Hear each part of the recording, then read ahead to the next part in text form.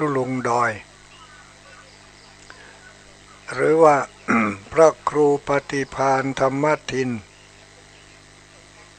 เจ้าอาวาสวัดพระธาตุม่อนจอมพออำเภอเวียงป่าเป้าจังหวัดเชียงรายไกลนะแกเนาะฟังดูแล้วอำเภอเวียงป่าเป้าปุ่นก่อนถามว่าอุ้ยเคยไปก่อยังบอกเคยไปกำเตื้อนามีโอกาสมีเวลาก็มาแอวมาพอมาก้อยเนอม่อนจอมพอตั้งอยู่ทางทิศตะวันตกของเทศบาลตำบลเวียงป่าเป้าในเขตเทศบาลตำบลเวียงป่าเป้าเวียงป่าเป้านี่มี มีเทศบาลกี่ที่นี่เทศบาลเวียงป่าเป้าเทศบาลเวียงกะหลงก่อนนี่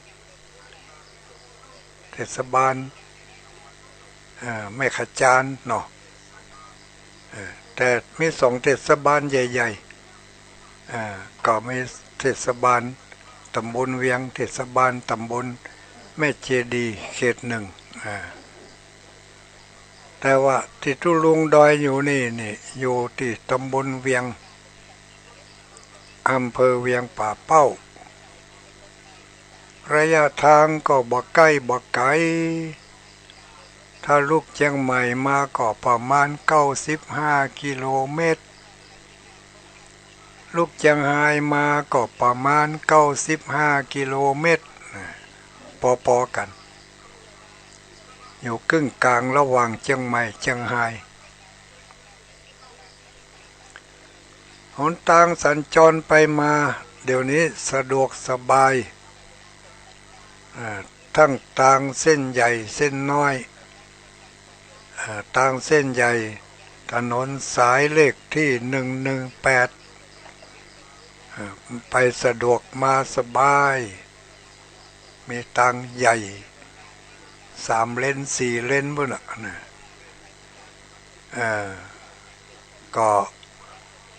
ได้ชื่อว่าสะดวกนะถ้าเข้ามาถึงในเขตเทศบาลเลยที่ว่าการอำเภอเวียงป่าเป้าเข้ามาถ้ามาทางใต้เนาะถ้ามาจากทางเชียงใหม่นี่ก็ต้องพอเอาที่ว่าการอำเภอเนอะมีสถานีตำรวจมีที่ว่าการอำเภอแล้วก็พอทางซ้ายมือมาเลยถ้าหันสัญลักษณ์ของธนาคารออมสินถ้าหันสัญลักษณ์ของธนาคารออมสินอันนั้นก็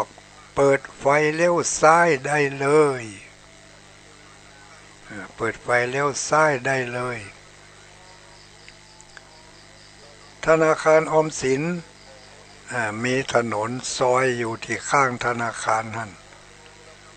เลยธนาคารออมสินมาสัก30 เมตรเลี้ยวซ้ายเข้ามาได้เลยมีป้ายบอกตลอดทางเนาะป้ายบอกตลอดทางมีธงปักสัญลักษณ์หือหันเข้าสะดวกมาสบายถนนหนทางก็ลาดยางมาต้อยขึ้นมาถึงบนวัดไปรถน้อยก็มาได้รถใหญ่ก็มาดีถ้าว่าวันศุกร์นี่หันรถบัตร2 จั่นเท่าไหร่พอมันขึ้นมาอืดมาได้สบายถ้าลูกจากตังเชียงรายมา อันนี้ก็สังเกตได้เลยสังเกตที่ตลาดหัวเวียงจะมี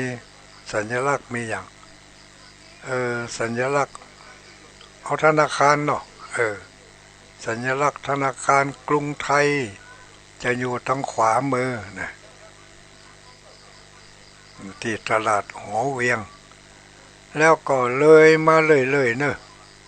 ถ้าหันธนาคารกรุงไทยแล้วก็นั่นก็พอทางขวามือมาเลยพอทางซ้ายมือมาทางซ้ายมือมาจะมีวัดป่าม่วงวัดศรีสุพรรณนี่ถ้าหันวัดศรีสุพรรณแล้วก็กดไฟเลี้ยวขวาได้เลยกดไฟเลี้ยวขวาได้เลยถนนเส้นนั้นใหญ่หน่อย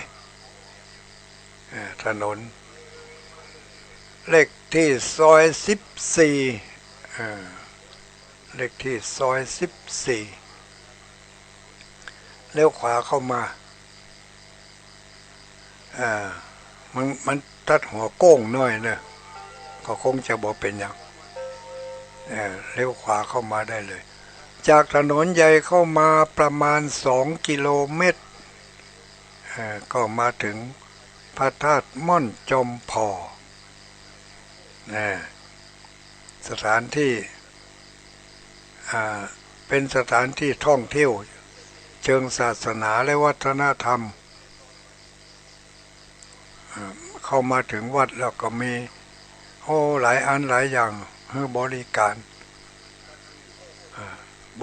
รฟรีบ้างบริการจ่ายสตางค์บ้างแล้วแต่สะดวกแต่ถ้ามาระยะนี้นี่มีบริการให้รอเทียนพรรษาด้วยนะเริ่มตั้งละเทียนพรรษานี่เริ่มเอามาตั้งที่จะรอเทียน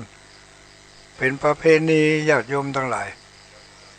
ตุลุงก็เอาตั้งไว้เนี่ยทุกปีเปิ่นไปเปิ่นมาบางปีเมื่อก่อนนั่นถ้าบ่ได้ตั้งก็ถามหาบางเตือก็ยังบ่ทันได้ตั้งเตือก็ถามวัดนี้เปิ่นรอเตรียมพรรษาก็จ้าเนาะก็มีรอเตรียมพรรษารักษาหีดห้อยเอาไว้ ละอ่อนรุ่นหลังเขาจะบ่ฮู้จักละเขาจะเนี่ยบ่จ้างก็เลยรักษาจารีตหีดห้อยเอาไว้รอเทียนพรรษาอันนี้ที่วัด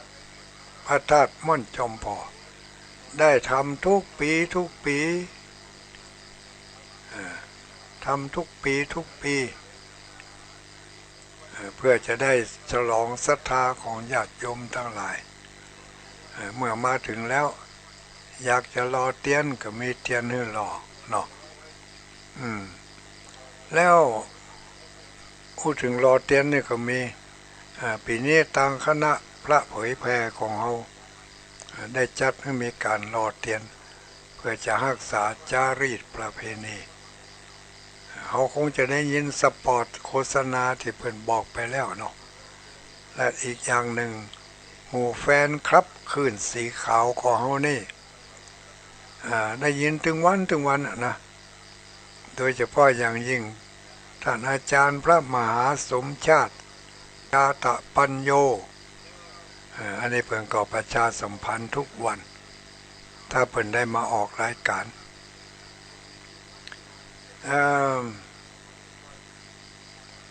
นี่ก็เราเทียนพรรษาปีนี้คลื่นสีขาวพระนักจัดรายการและก็อุบาสกอุบาสิกาทั้งหลายจะไปร่วมกันรอเทียนพรรษาที่ปู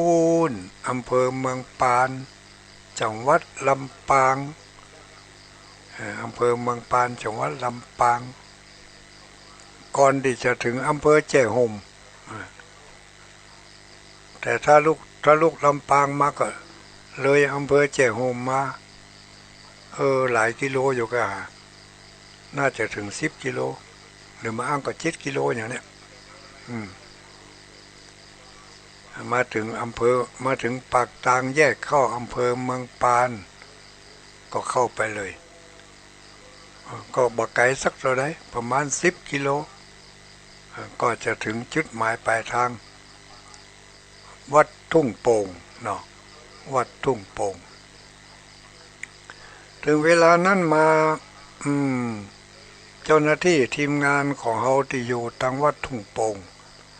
เอาธงเสมาธรรมจักรกับอันธงชาติไปปักไว้ที่ต่างแยกเห็นเนอะต่างแยกถ้ามีป้ายก็ดีถ้าเหมือนมีป้ายมีธงไว้ก็ยังดีมีสัญลักษณ์ธงเสมาธรรมจักร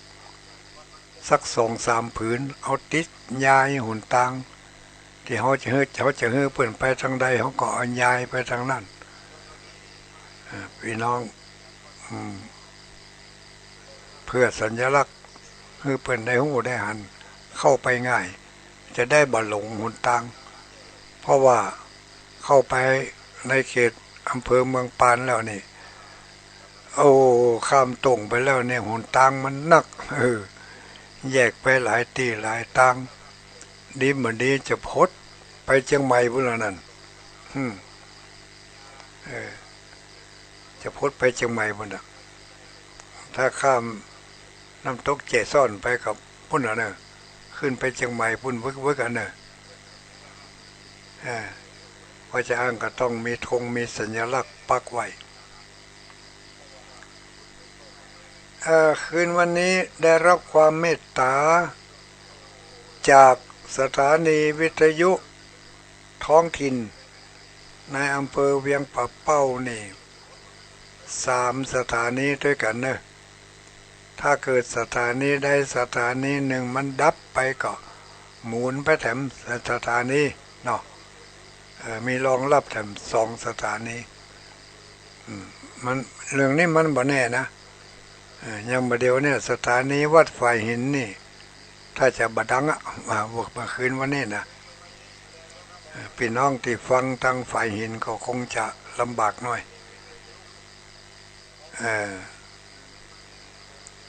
ก็คงจะเกี่ยวกับไฟฟ้ากับสัญญาณกับอินเทอร์เน็ตกับอย่างกับหัวเนาะระบบทางเทคนิคพี่น้องฝ่ายหินฟังได้หรือยังแจ้งมาให้ทราบหน่อยเล่าขวัญเพิ่นนี่เล่าขวัญวัดฝ่ายหินว่าบ่ได้ฟังอีกว่าถ้าจะบ่ได้ฟังแต่หูหมูก็มูลไปฟังตั้งสถานีใกล้ๆฮั่นเนอะสถานีใกล้ๆพี่น้องตั้งฝ่ายหินตั้งในเมืองสารปีสันทรายโดยสเก็ตอย่างนี้นะเนาะเวียงป่าเป้าคืนนี้มีสถานีดอยหมอกเรดิโอ103.50อันนี้ก็ทุกวันเวลา2 ทุ่มถึง4 ทุ่มได้รับความเมตตาจากเจ้าของสถานีเนาะเปิดอำนวยความสะดวกให้ถวายเวลาเพื่อพุทธศาสนาพระสงฆ์องค์เจ้าได้มาออกอากาศนำเอาสารธรรมคำสอนมาบอกมากล่าวกันต่างวันนี้มี103.50แล้วก็มี99.75คนฟ้าเดียวกันก็ถวายเวลาในวันเสาร์แล้วก็วันจันทร์สองวันคืนวันเสาร์และคืนวันจันทร์2 ทุ่มถึง4 ทุ่มเมียนกันและมีอีกสถานีหนึ่ง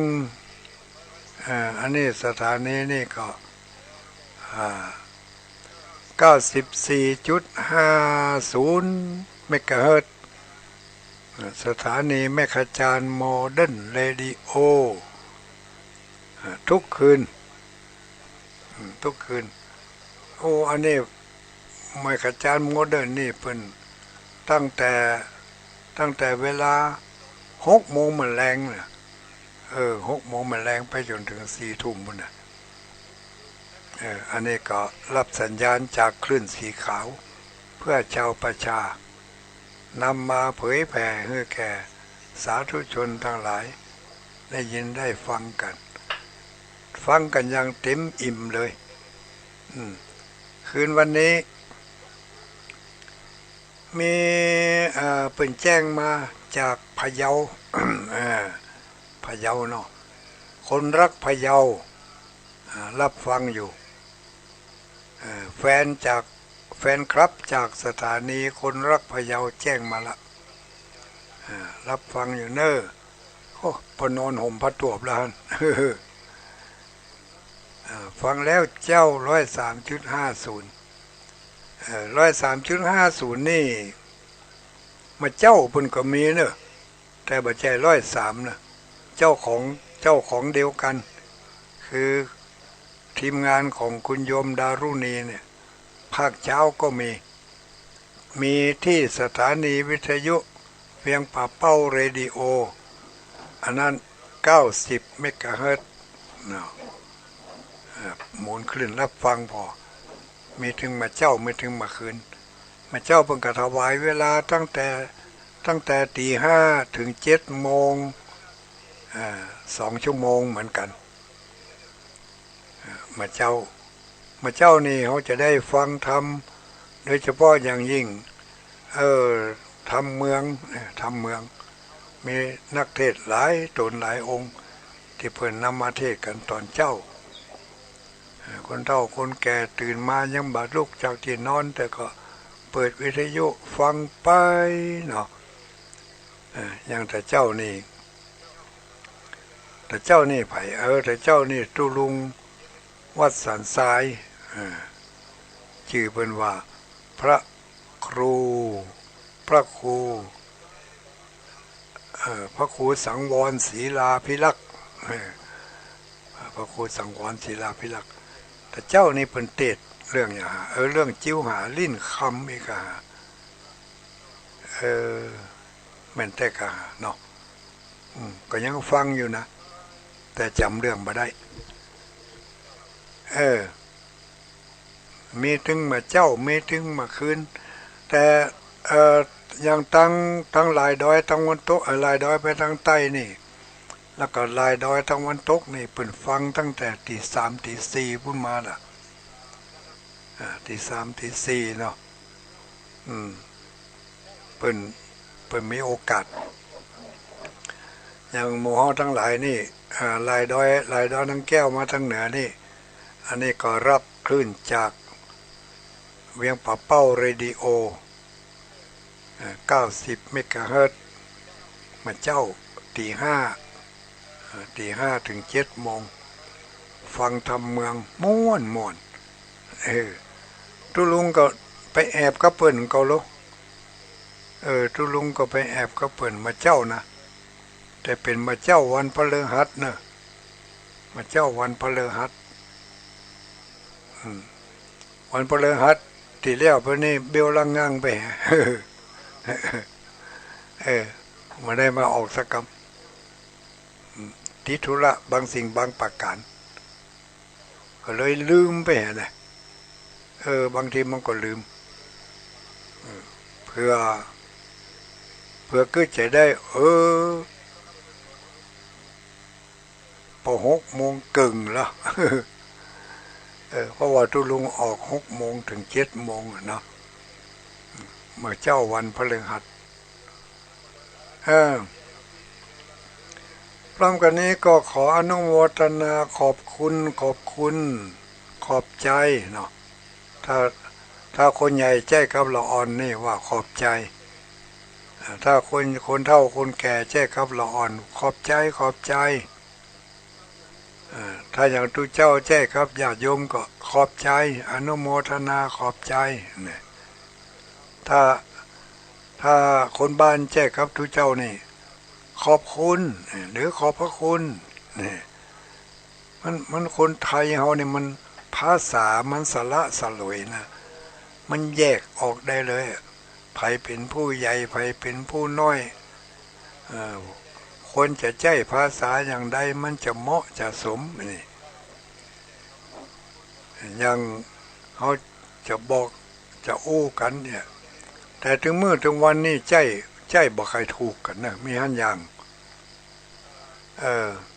ถ้าอย่างคนใหญ่ผู้รักผู้ใหญ่นี่ถ้าเขาจะถึงผู้รักผู้ใหญ่เนี่ยเขาต้องว่าเปิ้นนี่แน่คนเมืองเขาว่าเปิ้นหรือคนไทยว่าท่านนี่แหละเปิ้นหรือว่าท่านแต่คนเมืองเขาบางทีก็ผสมกันถึงเมืองถึงไทยตั้นเอาทอทหารมาเป็นตัวเตาไปฮะตั้นหยังตั้นตุลุงตั้นหรือว่าตุลุงเปิ้นเนี่ยเนาะตุลุงเปิ้นวันนี้ตุลุงเปิ้นบ่ได้อยู่เนี่ยวันนี้ตุลุงท่านไม่ได้อยู่เนี่ยต้องอันนี้นะอย่างนี้อันนี้เลยว่าคนหนุ่มคนอ่อนคนหนุ่มแจ้กับคนแก่วันนี้ป้าอุ้ยเปิ้นบ่ได้อยู่เน้อคือว่าอย่างนี้นะคนเฒ่าคนแก่เขาก็ต้องสอนละอ่อนตัวบางทีมันใจบ่จ่าง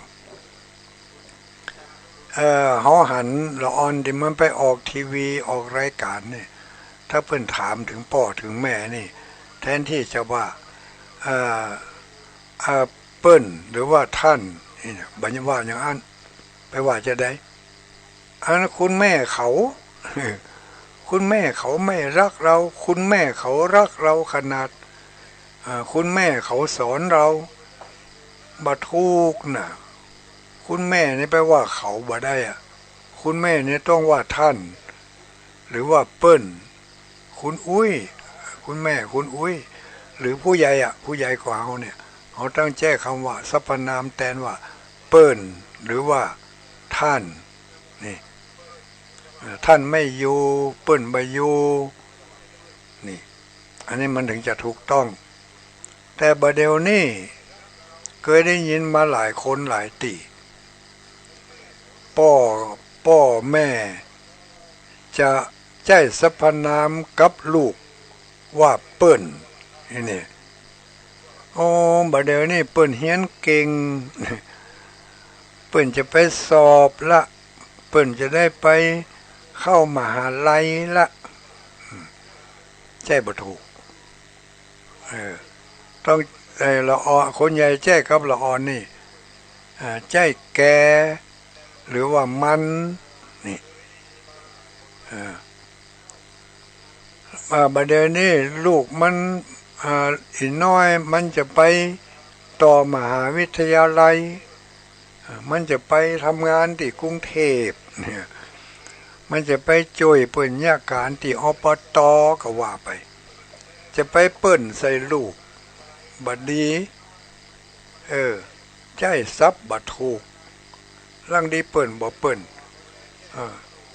ใจละอ่อนเนี่ยเขาใจว่าเขาก็ได้แกก็ได้ถ้าจะเปิ้นจะต้านนี่บ่ถูกละนอกจากว่าลูกเขาเป็นนายอำเภออีกเนาะเป็นปละเป็นนายอำเภอเป็นปละอันนี้เขาอาจจะใจเปิ้นได้อยู่ใจสรรพนามแทนเนาะเพราะว่าเขาสรรพนามแทนเพราะมันเป็นนายอำเภอนี่ก็ต้องว่าเปิ้นว่าตั้นให้น้อยก็ได้แต่ถ้ามาอยู่กับบ้านนี่ต้องใจแกเขามันนี่ใจให้มันถูกนะถ้ามันใจบ่ถูกเนี่ยแล้วถ้าเวลาลูกใจสรรพนามแทนสรรพนามของพ่อแทนแม่นี่ใจว่าเขาพ่อเขาบ่อยู่พ่อแกบ่อยู่นี่โอ้อันนี้ยุ่งละเขาแกพ่อมันบ่อยู่นี่อันนี้ก็บ่ถูกลูกจะแจ้กับพ่อกับแม่นี่จะไปแจ้แกเขามันต้องแจ้ท่านหรือว่าเปิ้นถึงจะถูกเนาะลามปามมาถึงเพศและญาติโยมทั้งหลายคือก็กลัวแจ้บ่ถูกกันนั่น เหมือนเขาใช้ภาษาที่มันบอกเขารบกันมันก็เลยบอกเขารบกันไปเหี่ยถึงมื้อถึงวันนี่สังเกตพอดอกใครว่าอย่างได้มันก็ว่าใครอู้อย่างนั้นมันก็อู้ปะหน้าตุลุงตุเพราะมีห่างเสียงสักหน่อยหลายคนรู้บอกมาถามตุอยู่นี่เหมือนเนาะตุวันนี้ตุไปไหนกะไม่อย่างก็เขาเป็นซ้ำเดียวกันกับมันเนี่ยเขาแก่แล้วป่อมันก็เนี่ยมาห้องเขาตุไม่ได้ยังไงก็เลยบอกให้เขาไอ้น้อยคำว่าตุนี่มันห่างกันไปน้อยเนาะต่อท้ายเห็นสักน้อยตุลุงก็ดีตุลุงอีกก็ได้ทำพระครูอีกก็ได้ตุป่ออีกก็ได้ตุอุ้ยอีกก็ได้เนี่ยไอ้มาตู้บ่ได้เนี่ยมันเสียวเดียวกันนี่ไผว่าสักเตือเนี่ยเขาก็ต้องบอกให้เขาแต่ก็ยังว่านะจะไปนับได้นับบอกกูเป็นเพื่อนมึงกะกูเป็นเซียวมึงกะมาห้องตู้นี่มันมาว่าทำซ้ำเขาก็ก่อยตะล่อมบอกเขาพ่อแม่ก็ต้องบอกโดยจะใช้กับภาษากับทุเจ้าพระสงฆ์องค์เจ้าจะใช้ภาษากับสมณเณรก็ต้องบอกว่าสมณเณร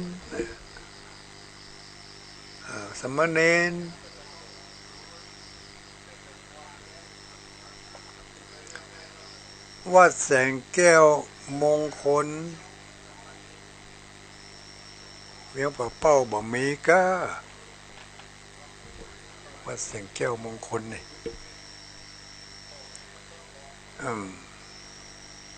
วัดแสงแก้วโพธิญาณอยู่อำเภอแม่สวย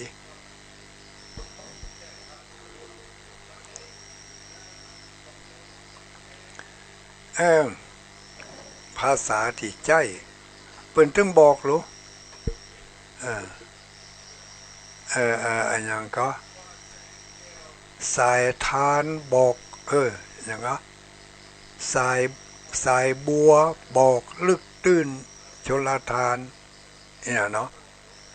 ใบบัวนี่ตื้นออกมาหัวว่ามันเลิกมันตื้นนี่นะสายบัวบอกลึกตื้นชลทานมารยาทส่อสันดานชาติเชื้ออยู่ที่มารยาทถ้ามารยาทดีดีม่วนปากม่วนจาหวานปานรดดอกไม้ไม่ใช่กะยำดิษจากคนมาดมเนาะไปคนละเรื่องเลยเนี่ยปากม่วนจาหวานเหมือนน้ำตาลน้ำอ้อยอีกเนาะปากม่วนจาหวานเหมือนน้ำตาลน้ำอ้อย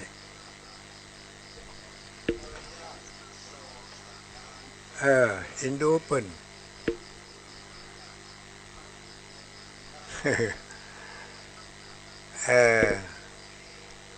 เสียงต่างแต่แล้ว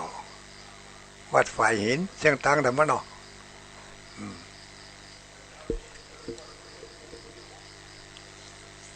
ถ้ามันรู้แต่จำเป็นนะเนอะพี่น้องวัดฝ่ายหินนะสถานีโคกกินไก่กว้างการใช้ภาษาถ้าใช้ภาษาที่ถูกต้องส่อไปถึงสันดานชาติเชื้อส่อไปถึงสันดานชาติเชื้อว่าได้รับการอบรมมาอย่างใดได้รับการแนะนำบอกกล่าวมาอย่างใดเนาะเนี่ยเวลาหลอนไปตัวเฮาไปวัดไปว่าถึงแม้ว่าทุกเจ้าตัวนั่นจะอายุหนุ่มกว่าเฮาเขาก็ต้องห้องด้วยความเคารพเพื่อลูกเพื่อหลานญาติโยมทั้งหลายอย่างที่เป็นจังห้อง ตุลุงตุลุงเนี่ยอันนี้ก็ห้องเพื่อลูกเพื่อหลานห้องเพื่อลูกเพื่อหลานที่จริงคนที่ห้องนั่นน่ะแก่กว่าเฮาก่อนแต่ก็ห้องตุลุงนี่เพราะอะไรอย่างเพราะว่าห้องเพื่อลูกเพื่อหลานเขาจะได้ห้องอย่างอันบางคนนี่มาได้เกิดถึงหูที่สามหรือว่าบุคคลที่สามที่ตัวเรามาเขาเป็นเหลนของเขาน่ะลูกของลูกที่เอามาตัวนี่นะลูกของลูกแล้วก็มาได้ยินแม่มอนแม่อุ้ยแม่มอนมันห้องตุ๊ตุ๊มันก็จะห้องตุ๊ตุ๊ตัวเองอะเนาะเพราะมันเคยได้ยินอย่างอันนี่อันนี้ก็ต้องระมัดระวังหน่อยการสื่อสารการใช้ภาษาบัดถึงก็ว่าจะต้องมานอบน้อมเคารพกราบไหว้มาต้องถึงขนาดนั้นแต่ก็ได้ที่จริงก็ไม่ใช่ว่าจะใครเฮ้ยอย่างนั้นแต่เพื่อจะได้ถ่ายทอดเนาะถ่ายทอดคือแกหูที่สามตาที่สามที่เขาโตยเข้ามานั่นแหละคือเขาได้หู้ขนบธรรมเนียมจารีตประเพณีของคนไทยเฮาไม่ใช่คนต่างประเทศเฮาเป็นคนไทยมีภาษาหลายระดับชั้นหลายระดับเพื่อความสวยงามของแต่ละระดับใจให้มันถูกถ้าใจบ่ถูกมันก็จะบ่มีระเบียบผู้ที่ขาดระเบียบบ่เคารพกฎระเบียบก็จะมีปัญหาเขาได้ยินอ่ะปัญหาที่เกิดขึ้นเดี๋ยวนี้เพราะว่าบ่เคารพกฎระเบียบบ่จ้างใจเอาไปใจในที่บ่ควรใจ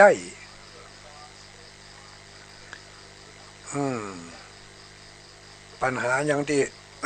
ที่เขาได้ยินกันนะเนาะก็เจ้ายกชื่อให้กำลังบ่ผิดกฎหมายอย่างก็ที่มันออกโซเชียลสื่อทุกมื้อทุกวันนี่ที่เขาได้ยินมีนักเรียนคนหนึ่งบ่ยอมปฏิบัติตามกฎระเบียบของโรงเรียนเนี่ยในที่สุดก็ใจความคิดส่วนตัวเนาะความหันแก่ตัวเอาไปบังคับจือโรงเรียนเนี่ยเอาตามที่ตัวเองต้องการเนี่ยในที่สุดก็เป็นปัญหาดราม่าดามเมอร์กันยังบ่สิ้นสุดหรอกหมอหนึ่งมาว่าแต่โดยภาพรวมแล้วจะหันว่านั่นคือไม่เข้าใจเรื่องศีลบ่เข้าใจเรื่องกฎระเบียบอ้างแต่ประชาธิปไตยเอาใจว่าอย่างอี้โอ้ไปได้เรื่องเนาะถึงจะเป็นประชาธิปไตยก็ต้องมีกฎกติกากะหมอกใดถึงจะเรียกว่าประชาธิปไตยหมอกใดถึงจะเรียกว่าอัตตาธิปไตยหมอกใดถึงจะเรียกว่าราชาธิปไตยหมอกใดถึงจะเรียกว่าธรรมาธิปไตยนี่ก็ต้องหู้ให้น้อยบ่หู้นี่มันก็จะเอาใจว่าแล้วถ้าเอาใจว่าแล้วมันไปมีกฎมีเกณฑ์เมื่อบ่มีกฎบ่มีเกณฑ์มันก็เป็นปัญหาพอที่มันเอาใจของมันว่าอย่างนั้นมันบ่ถูกใจคนอื่นมันบ่ถูกใจทำคนหนึ่งเนาะทีนี้ถ้าเขามีกฎเกณฑ์ตั้งไว้เป็นกติกาใครจะขึ้นอย่างไรก็แล้วแต่ต้องอยู่ในกรอบนี้ในกติกาอันนี้ ใครจะแต่งตัวแต่งอย่างใดก็ได้แต่ว่าต้องอยู่ในกรอบในกติกานี้อย่างมาในยุคสมัยปัจจุบันเนี่ยถ้าเขาหันคนแต่งชุดขาวดำอยู่กันแต่ยุ่มบ้านใดนะหู้ได้ทันทีบ้านนั่นมีงานศพแน่นอนถ้าบ้านใดพอคนแต่ยุ่มแต่งตัวชูชาติแต่งตัวเลิศหรูแต่งตัวประเจิดประเจ้อประเจิดประเจ้อนี่แหละมันใช่ประเจิดประเจ้อเนาะแต่งตัวชูชาติสวยงามอันนั้นแสดงว่าถ้ามาแจ้งเงินใหม่ก็แต่งงาน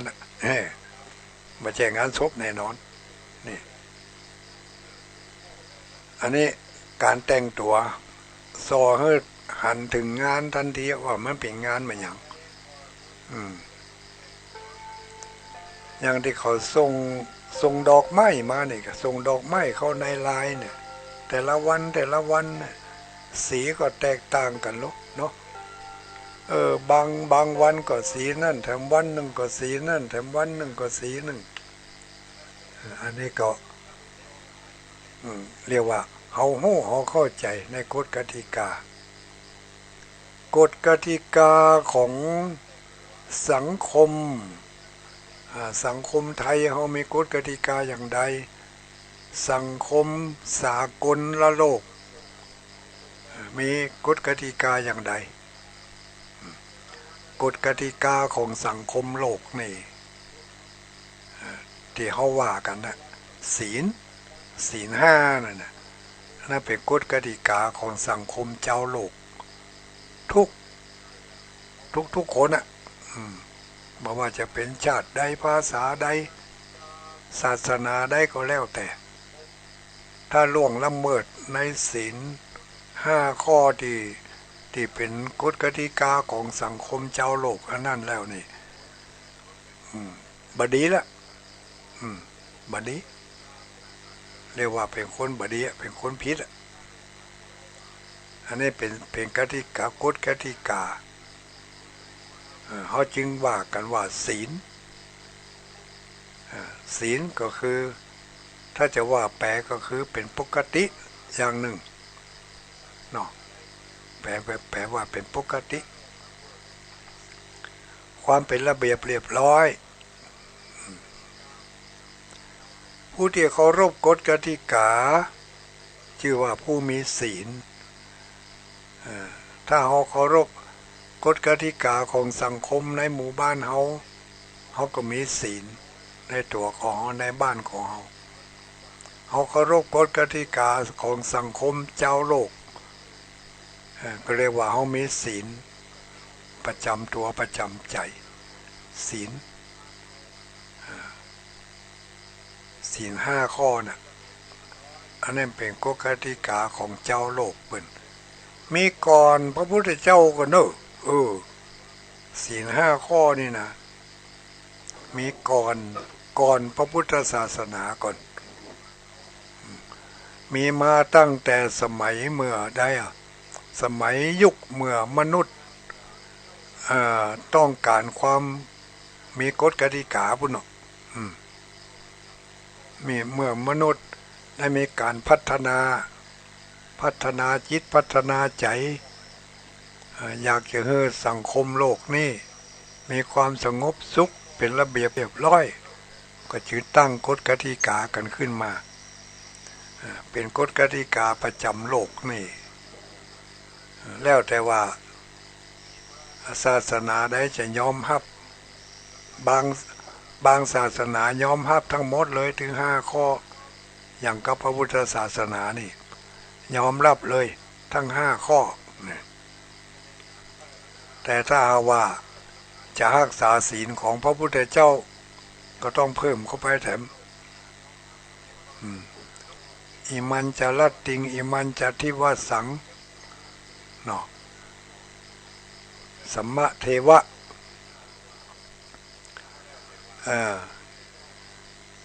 พุทธปัญญัตตังนี่เป็นศีลที่พระพุทธเจ้าบัญญัติ อุปโภสถะสีลังว่าไปจังนั่นอ่ะทุลุงไปกับหัวใส่ผมเลยญาติโยมที่เพิ่นจำได้ก็จะไปไข่หัวใส่นะทุลุงว่าไปจังนั่นอ่ะแต่ว่าเปรียบเทียบเพื่อฟังว่าถ้าจะรักษาศีลของพระพุทธเจ้าต้องเพิ่มจาก5 ข้อขึ้นไปถึง3 ข้อเป็นอัฏฐศีลเป็นอุโภสถศีลอุโภสถศีลวันหนึ่งคืนหนึ่งก็ยังดีไปอธิษฐานสมาทานเอาวันผู้มาเจ้านี่เนาะพอไปถึงแถมวันพอไปถึงมาเจ้าแถมวันหนึ่งหมดเขตหมดเขตไม่ต้องไปบอกไม่ต้องไปถอนก็ได้ไม่ต้องไปอธิษฐานก็ได้พอเขาอธิษฐานก่อนที่เขาจะไปรักษาแล้วข้าพเจ้าขอสมาทานอุโบสถศีลอิมันจะละติงอิมันจะทิวสัง1 คืน 1 วันนี่ขอสมาทานรักษาอุโบสถศีล1 คืน 1 วัน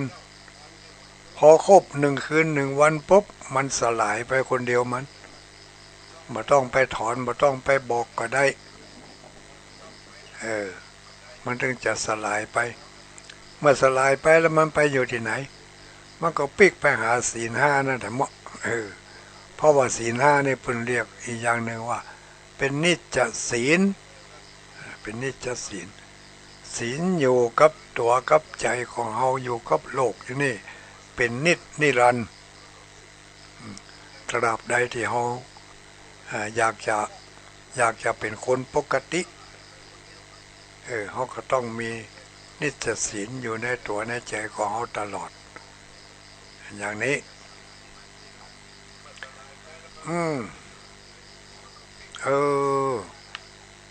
ว่าไปว่ามานี่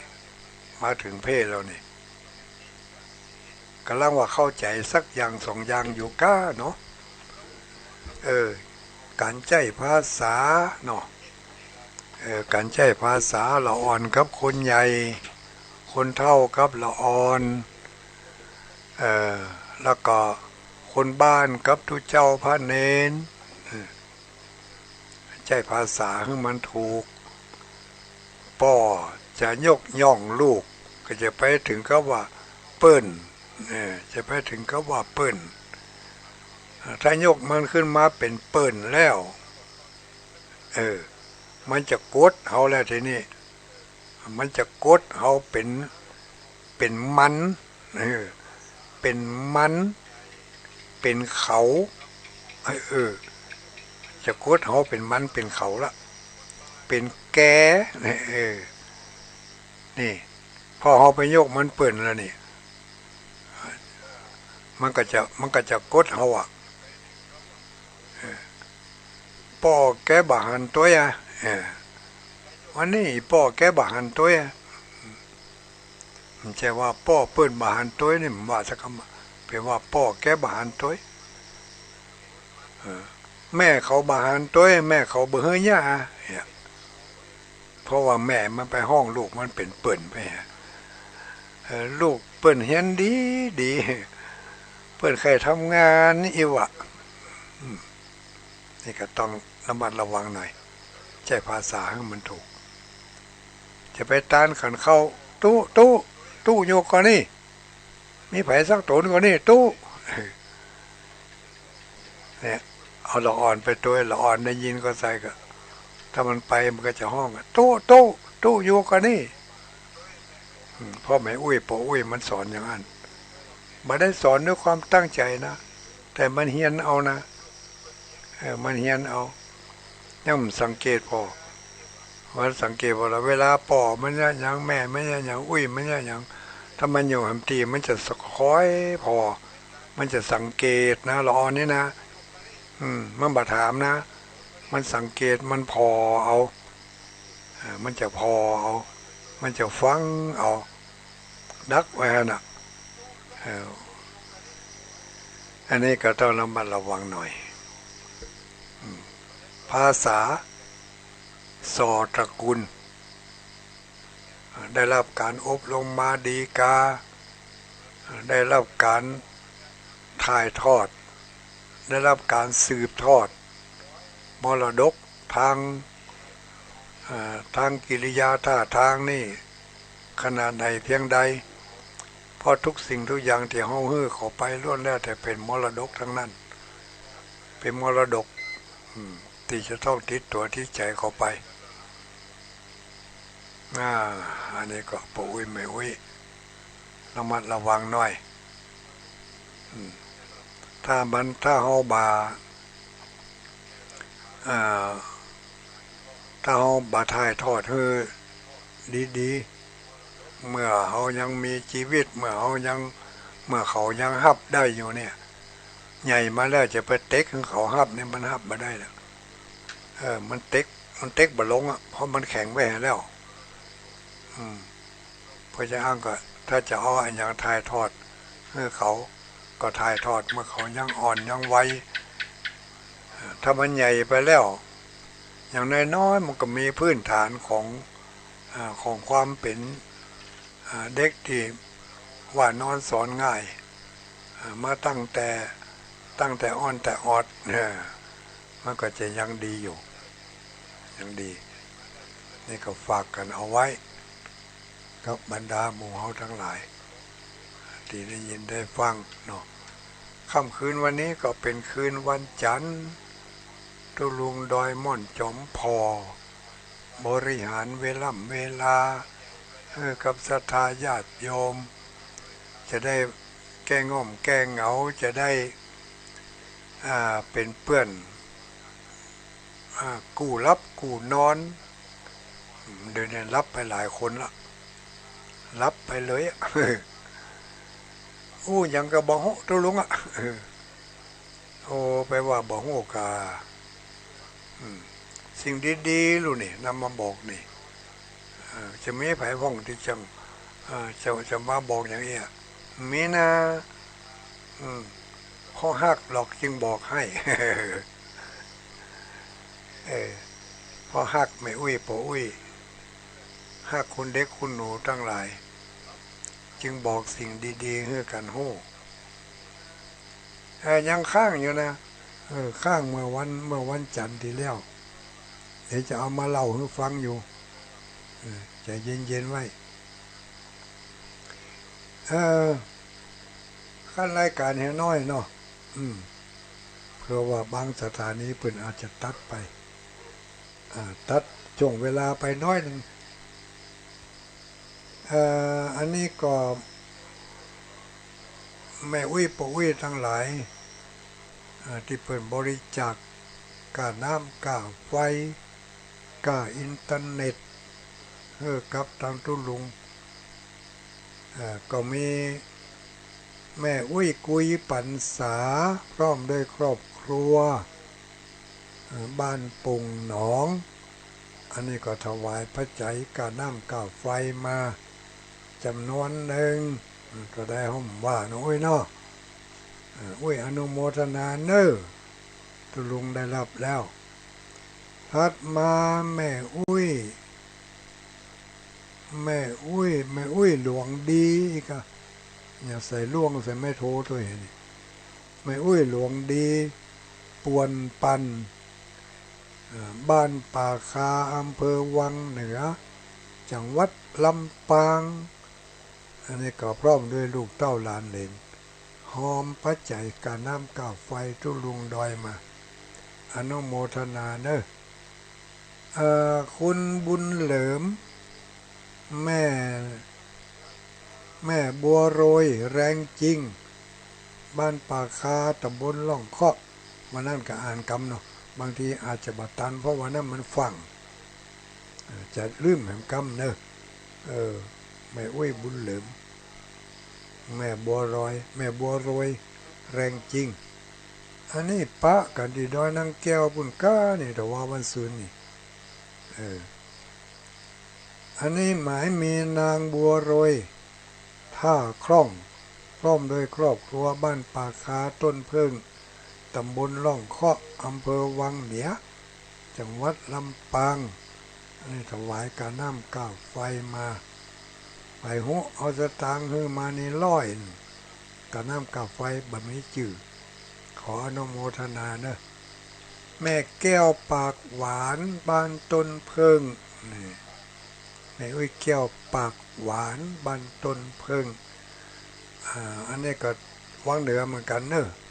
ปากหวานนี่มันต้องวังเหนือแน่นอนปากหวานบ้านต้นเพิงบริจาคกาน้ำกาไฟมาสาธุอนุโมทนาแม่เรือนคำแก้วแปงจันทร์พร้อมด้วยครอบครัวทำบุญหล่อเทียนพรรษา2566จำนวน100 บาทนี่เดี๋ยวจะเอาไปให้เปิดเนอะจะเอาไปเปาะครับของแม่น้องที่สันสลีเนอะแต่ว่าวันซืนเมื่อวันที่17นี่ทำกิจคณะสงฆ์เพื่อเป้าร่วมกับสมาคมผู้สูงอายุผู้เฒ่าผู้แก่ได้จัดกิจกรรมโครงการธรรมสัญจรเปิดปฐมฤกษ์ที่วัดสันสลีวันนั้นป้าน้องกองคำทองคำได้เอาเตียนเอาขี้ผึ้งไปตั้งจำหน่ายเพื่อญาติโยมทั้งหลายได้บูชาจำนวน200 แผ่นหมดปึดยังเผื่อไปถึง3 แผ่นมาวันแม่น้องสันสลีก็ได้เอาสตางค์โอนเข้าบัญชีของตุลุงแล้วเรียบร้อย4,060 บาท4,060 บาทปุ่นน่ะเนอะขี้เพิ่งสตางค์นี่อาจจะโอนไปก่อนแต่ว่าขี้เพิ่งนี่จะเอาไปตัวตอนตีไปรอเตียนถึงเมื่อถึงวันนี่ตุลุงบุญตุลุงอ๋อยตุลุงทำ2-3 ตนช่วยกันแปลงก้างเตียนที่จะเอาไปรอที่วัดตุ่งโป่งจำนวน9 ชุดด้วยกันถ้าอาจารย์ท่านมาถ้าฟังอยู่เดี๋ยวจะลืมเดี๋ยวก็ขอบอกให้ตอนนี้เนาะถ้าอาจารย์มาหาก็ดีหรือว่าเจ้าหน้าที่ที่วัดที่โรงเรียนตุ่งโป่งก็ดีเนอะถ้าจะฝากขี้เพิ่งมาให้ตุลุงดอยก็ฝากมาได้นะฝากมา1 กล่อง200 แผ่นก่อนถ้ามันบะเสี่ยงก็ว่ากันถ้ามันหมดจะสั่งทำไม200 แผ่นเนอะเอาไปฝากที่โรงเรียนเมืองปานวิทยาเนี่ยหรือว่าจะบอกให้คุณครูณัฐพงศ์ไปรับเอาที่วัดตุ่งโป่งนั่นก็ได้ถ้าจะให้ไปรับเอาที่วัดตุ่งโป่งเดี๋ยวตุลุงดอยจะบอกให้มีหันอยู่กับขี้ผึ้งเนาะถ้ามาหาว่าได้ขี้ผึ้งยังอยู่ที่วัดตุ่งโป่งก็ว่าอยู่ลำปางบุญอยู่เนี่ยวันพวกนี้อาจจะคุณครูณัฐพงศ์ไปรับเอาถัดมาแม่เรือนคำแก้วแปงจันทร์บริจาคกาน้ำกาไฟตุลุงดอยตะกี้หอมเตียนเนาะถัดมาหมายมีแม่อุ้ยเกียงคำสุภามูลพร้อมโดยลูกหลานอันนี้ก็ถวายหล่อเทียนพรรษาที่วัดตุ่งโป่ง5 แผ่น100 บาทขี้เพิ่งทำมาแล้วก็วันพระนาเนี่ยก็มาเขียนชื่อลงได้นะศรัทธาหมายมีแม่อุ้ยกุยพรรษาพร้อมโดยครอบครัวถวายหล่อเทียนจำนำพรรษาเทียนพรรษานะไม่ใช่เทียนจำนำพรรษานะอุ้ยเนี่ยหมู่เฮาทั้งหลายว่าผิดเทียนพรรษาไม่ใช่เทียนจำนำพรรษาจำนำพรรษานะมันเป็นผ้าจำนำพรรษาเนาะแม่อุ้ยกุยนี่ก็ฝากหอมถวายปู่หล่อเทียนมาเนี่ยแถม100 บาทบ้านปุ่งหนองเนอะ เวียงป่าเป้าสาธุอนุโมทนาการน้ำกาไฟคณะศรัทธาวัดป่าแดงคณะศรัทธาวัดป่าแดงส่วนหนึ่งที่เปิ่นไปวัดไปวาที่เปิ่นผ่านไปผ่านมาปะใส่ญาติโยมที่เปิ่นจะขึ้นไปวัดดอยม่อนขอฝากหอมการน้ำกาไฟจิมอันนี้ก็ฝากแม่อุ้ยคำสุภามูลมาแม่อุ้ยคำสุภามูลก็รับมาแล้วก็เอามาให้ถวายทุลุงนี่ทุลุงก็ได้รับแล้วเนอะคณะศรัทธาวัดป่าแดงถวายกับน้ำก้าวไฟนางจันสมพรหมกรนี่ถ้าจะบ้านปงทีวีก็นี่นางจันสมพรหมกรตามไปหาพ่อปันแม่ปุ๋ยจีนะอันนี้ยังตัดกันเข้าก้านี่เว้ยนี่เห็นมั้ยอันนี้แม่อุ้ยปันอุ่นสารบ้านสันป่าแดงถวายการน้ำก้าวไฟวัดม่อนจอมพอรับแล้วเนออุ้ยปันเนอแต่ได้บาอ่านนะอุ้ยเนาะตัวเลขมาอ่านเนาะอ่านกาเฉพาะที่เปิ่นรอเตียนมันเพราะว่าอันนั้นเปิ่นมีบัญชีเปิ่นมีบัญชีต้องให้มันตรงกับเปิ่นตัวลงรับตัวลงก็จะโอนไปให้ที่โรงเรียนบ้านทุ่งโป่งนะโรงเรียนบ้านทุ่งโป่งเดี๋ยวรอรับหลายๆคนก่อนแล้วก็เมื่อรับแล้วก็จะได้ส่งสลิปไปให้เปิ่นเมื่อโอนไปแล้วส่งสลิปส่งรายชื่อที่มีที่บ่มีรายชื่อก็เป็นอันว่าหมู่เฮาอุบาสกอุบาสิกาได้ร่วมกันทุกคนได้รับขี้ผึ้งไปแล้วก็เอาขี้ผึ้งไปเขียนชื่อเขียนนามสกุลใส่แผ่นขี้ผึ้งนั่นเนาะก็เหมือนก็เฮาได้ปูจาเตียนเหมือนก็เฮาได้ตามเตียนปูจาแล้วแต่เฮาจะอธิษฐานจะปูจาลดเคราะห์กาจะปูจาเอาโจกเอาลาภกาจะปูจาสืบหูราชตากาอยู่ที่เขาเขียนไปในแผ่นขี้ผึ้งนั่นแล้วขี้ผึ้งแผ่นนี้เป็นขี้ผึ้งกาวงเสมาธรรมจักรถ้าใครจะเอาก็มาเอาที่วัดม่อนนี้ก็ได้แต่จึงให้เอาไปถึงบ้านนั่นเบาไปเนอะอย่างที่ถ้ามาหาว่านั่นบอกคุ้มกันนะแต่ถ้าผ่านไปผ่านมาจะมาแวะเอาก็ได้แต่วันนี้วันผูกบัตต้าเถอะเนอะขี้เพิ่งยังบอกมาเถอะวันนี้วันผูกฟังมาเถอะปน3 วัน 4 วันไปแล้วลังได้มาก็มาแต่ที่แน่ๆนี่วันที่25หมู่เฮาทั้งหลายจึงได้ไปปะกันอยู่แล้วที่วัดสลีสุพรรณโครงการธรรมสัญจรจะไปลงที่วัดสลีสุพรรณตำบลเวียงอำเภอเวียงป่าเป้าเนอะก็แก้ข่าวด้วยแต่เจ้าถ้าใครได้ฟังถ้าอาจารย์พระครูบรรยงว่าวันที่25จะมีธรรมสัญจรที่วัดศรีสุทธาวาสอีนะเนื่องจากว่าทางวัดศรีสุทธาวาสได้โอนกิจกรรมส่วนนี้ถวายให้วัดสลีสุพรรณวัดสลีสุพรรณก็วัดสลีสุพรรณก็รับช่วงรับเอางานนี้มาบริหารเพราะฉะนั้นธรรมสัญจรงวดหน้านี่วันที่25เม่นเตกะไม่ได้หุบใบมันเลยวันที่25ที่วัดสลีสุพรรณเนอะวันที่25มิถุนายนนี่นะวัดสลีสุพรรณโอ้ก็เชิญกันไปนักๆไปหลายๆเนอะโธวัดศรีสุพรรณนี่ เปิดตันได้เตรียมเนื้อเตรียมตัวนะวัดสันสลีวันนั้นบัดตันได้เตรียมเนื้อเตรียมตัววัดศรีสุพรรณหัน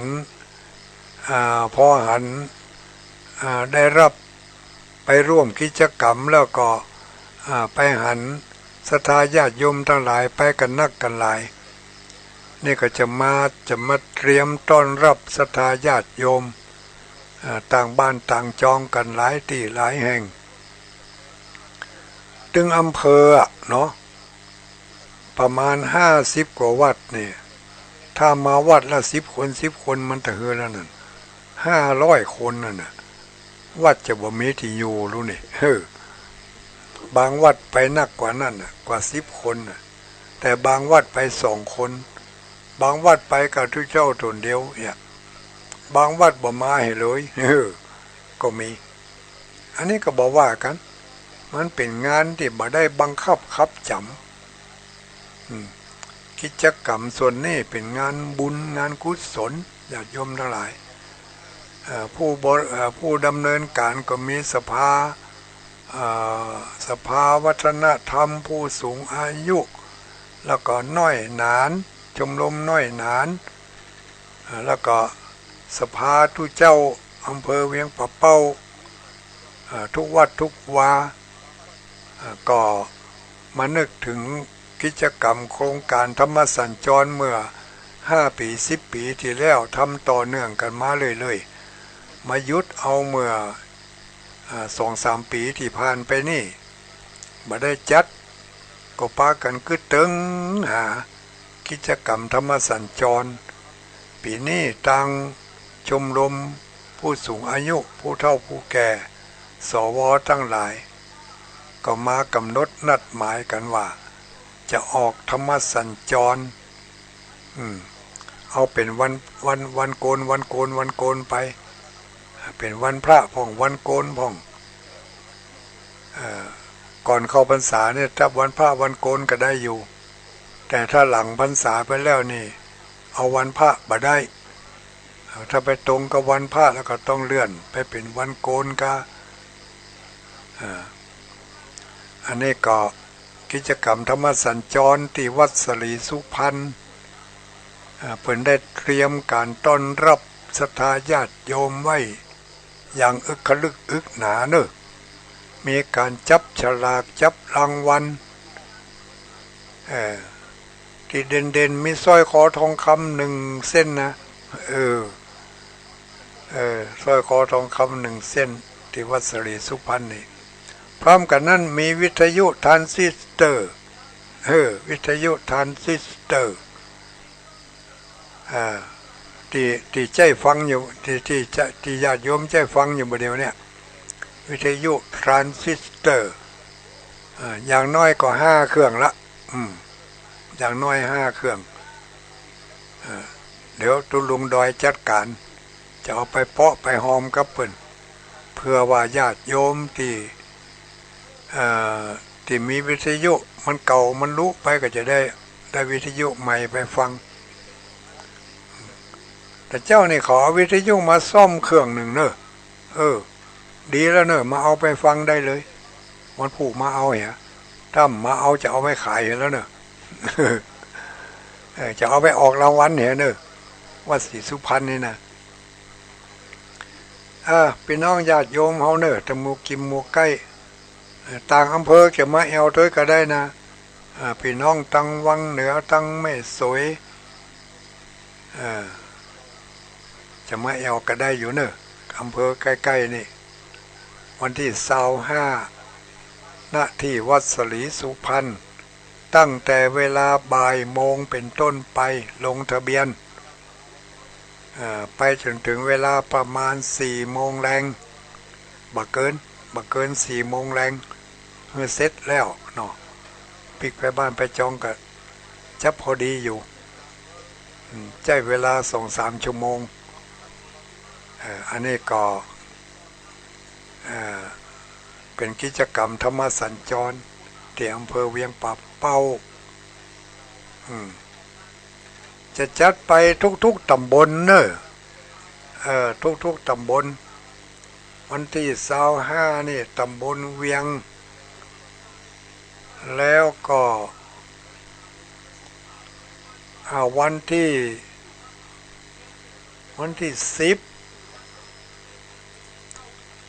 10นี่ตำบลบ้านโป่งเนอะย้ายจากตำบลเวียงขยับไปตำบลบ้านโป่งในวันที่10กี่ค่ำนั่นก็จำมาได้ละแต่เป็นวันที่10แน่นอนวันที่10ตำบลบ้านโป่งเทวีจัดที่วัดบ้านโป่งเทวีฮะน่ะเนอะอันนี้ก็พี่น้องบ้านโป่งเทวีก็มาเอามือเห็นเนอะเขาจะได้ไปแอวหากันเนาะพี่น้องบ้านเหนือบ้านใต้บ้านใกล้บ้านไกลกันเป็นงานกิจกรรมธรรมสัญจรเพื่อรำลึกถึงกิจกรรมที่เขาได้ทำมาเป็นการทบทวนน้ำธรรมคำสอน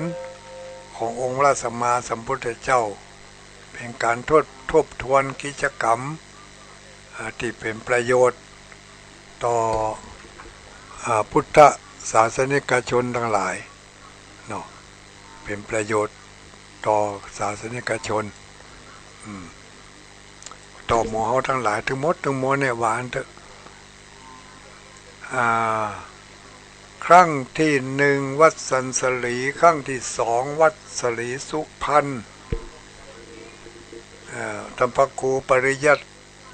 ติชัยวัฒน์จะเป็นองค์เทศเทศนาครั้งที่3วันที่10เดือนกรกฎาคมวันที่10เดือนกรกฎาอันนี้ที่วัดบ้านโป่งเทวีวัดบ้านโป่งเทวีอันนี้ท่านอาจารย์ธรรมครูอภิวัฒนวิกรมเป็นจะมาเป็นองค์เทศเทศนาแล้วก็เอาแต่วันเนาะยังวันที่24เดือนกรกฎาคม24กรกฎาที่วัดสันมะเข็ดตำบลเวียงกาหลง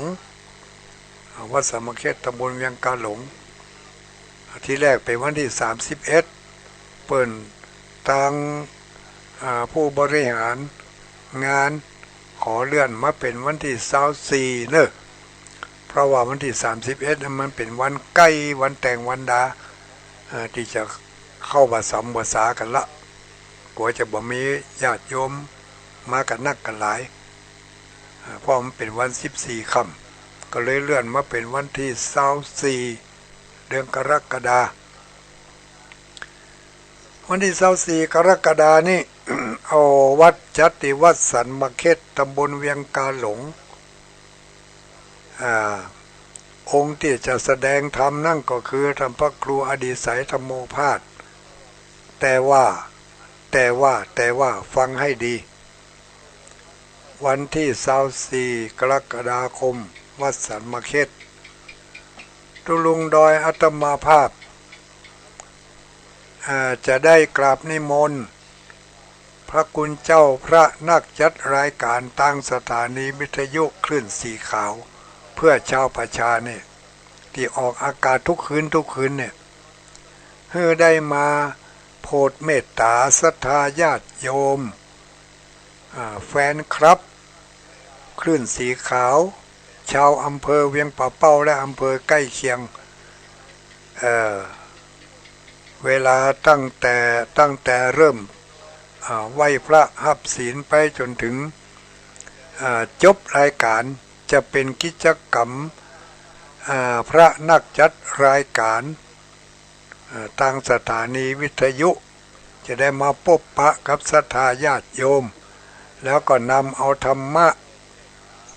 มาแบ่งมาปันกันตุนละเล็กละน้อยอันนี้ก็ศรัทธาญาติโยมเขาก็เกียมเนื้อเกียมตัวกันไว้เน้อวันที่24กรกฎาคมที่วัดสันมะเข็ดตำบลเวียงกาหลงถ้าเปิ้นบัติดคัดอันหยังนี่นะ ก็จะได้นิมนต์เปิ่นมาร่วมกิจกรรม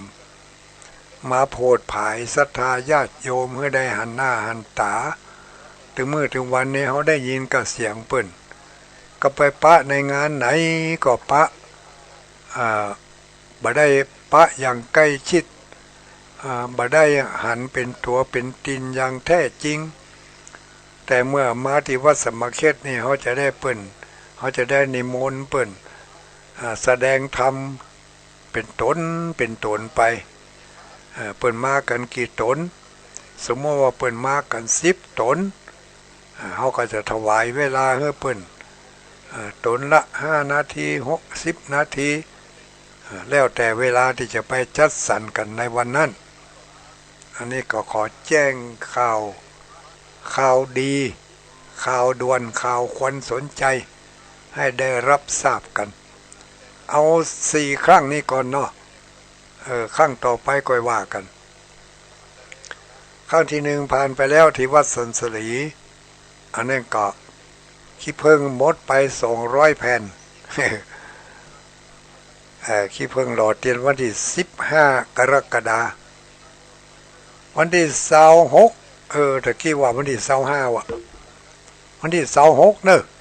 26 มิถุนายนเดือน10ออก9 ค่ำที่วัดสลีสุพรรณวัดสลีสุพรรณไม่ใช่วัดศรีสุทธาวาสเนอะวัดสลีสุพรรณไปวันที่26เก็บเนื้อเก็บตัวกันไปจับฉลากสร้อยคอทองคำวิทยุทรานซิสเตอร์แล้วก็ยังมีทำหลายอย่างมีหลายอย่างตอนนี้ท่านพระครูปลัดอนันต์สุนทราจาโรกำลังรวบรวมสิ่งของที่เป็นสินน้ำใจให้แก่ผู้ที่เพิ่นไปร่วมกิจกรรมครั้งนี้พยายามจะให้ทั่วถึงนะที่26 มิถุนาวันที่10 กรกฎาคมวัดบ้านโป่งเทวีอันนี้ท่านพระครูอภิวัฒนวิกรมถ้าเปิ้นติดขัดอย่างใดก็ว่ากันแต่อันนี้เปิ้นลงตารางไว้ว่าอย่างนี้วันที่24 กรกฎาคมที่วัดสันมะเข็ดไปพบปะกับพระคุณเจ้าพระนักจัดรายการวัดสันมะเข็ดนี่กว้างขวางที่จอดรถจอดรางก็ได้สะดวกสบายบริเวณจัดงานก็กว้างขวางดีโอโถงคณะสัตยาติโยมก็นักบุคลากรก็หลายเครื่องใจไม่สอยพร้อมเพรียบเอาวัดสมณเขต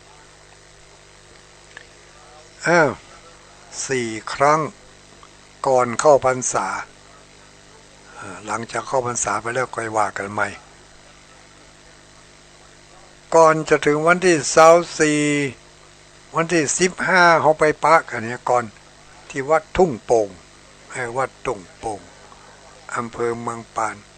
หล่อเทียนเข้าพรรษาหล่อเทียนถวายในฤดูพรรษาอันนี้ก็จบไปเนาะจบไปเป็นข้าว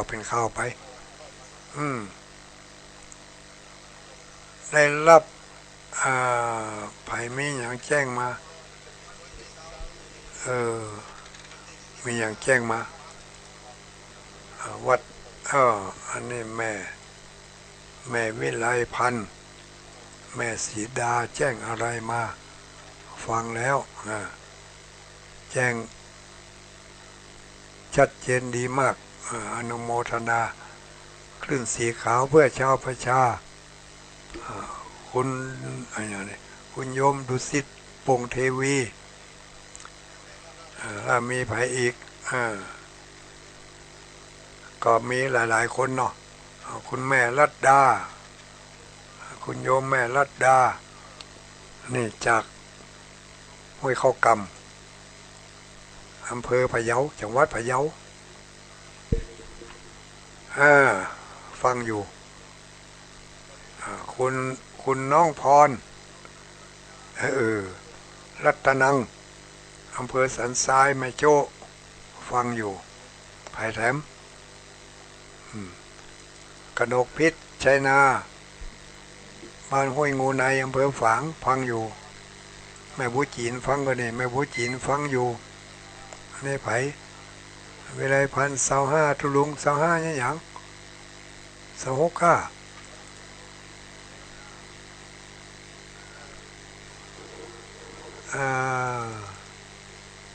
25อันเนี่ย25เท่าไหร่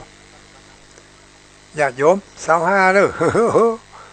ก็เดี๋ยวก็25เดี๋ยวก็26อยู่เนี่ยนี่ไปที่ไหนสักทีก็ที่วัดศรีสุพรรณเป็นวันที่25เด้อ25วันที่25อันนี้เอาตามใบปิ๋วเนอะตะกี้ว่าไปตามตารางอันนี้ตามใบประชาสัมพันธ์ชมรมชาวพุทธเพียงป่าเป้าวันที่25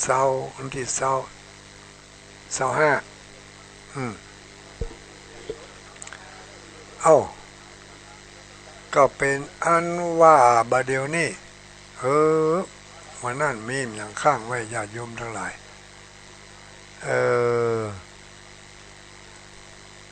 ใครมารับมานอนได้จะแจ้งผีเพศให้ฟังเด้อวันนั้นข้างไว้ผีเพศเรื่องของผีเพศมีอยู่12ตระกูลวันนั้นได้ว่าไป4ตระกูลเนาะว่าไป4ตระกูลแล้วก็ยังมีแถมมีแถมกี่ตระกูลนี่โทษนักกันเนี่ยเนาะจะได้หมอทั้งหลายลองฟังบ่ล่ะวันนั้นว่าไว้4ตระกูลเป็นเพศนะที่มันเป็นเพศนี่นะ